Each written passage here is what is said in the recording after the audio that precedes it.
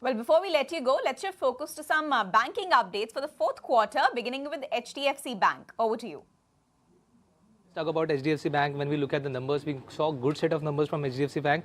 When we talk about loan book growth, we saw a good growth of around 4% on a sequential basis, and on a YOY basis, it had increased almost by 5%. Now, let's not forget that HDFC Bank has said that they will be matching the loan book growth of system in FY26, and it seems that HDFC Bank is right on its pace when it comes to Q4 numbers. When we talk about deposit, there also we saw a healthy set of numbers, increase of around 14% on a year-on-year basis, and this is not just it. When we talk about in terms of the CASA, actually, CASA also has increased. CASA ratio has increased almost by 80 basis points for HDFC Bank. And let's also not forget that when we talk about the loan book growth, retail loan was something that aided the growth for loan book. It increased almost by 9% on a year-on-year basis. Corporate loan book growth actually declined, but on the other hand, when we talk about commercial and rural banking, there we saw a growth of around 12% for the bank. So definitely a very good set of number in terms of pre-quarterly updates from HDFC Bank. But apart from that, there are some other banks which will be in focus. So first, let's talk about Bandhan Bank. Inline set of numbers is what we saw, because deposits increased almost by 12% while advances increased almost by 11% on a YOY basis.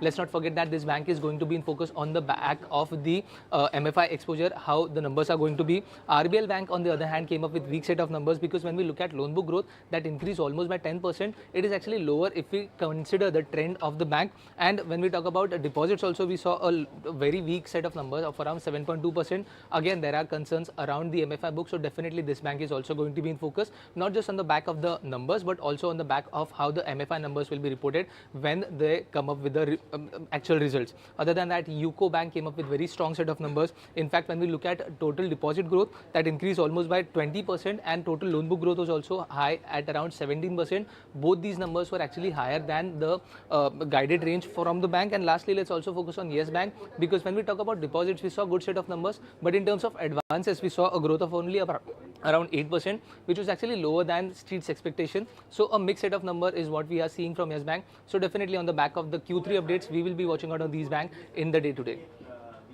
Absolutely. Thanks, Gaurav, for getting us an update as far as the banks are concerned. So not just HDFC Bank, UCO Bank as well as Yes Bank will also be in focus. So watch out for. If you like this video, then like, share and subscribe to ET Now.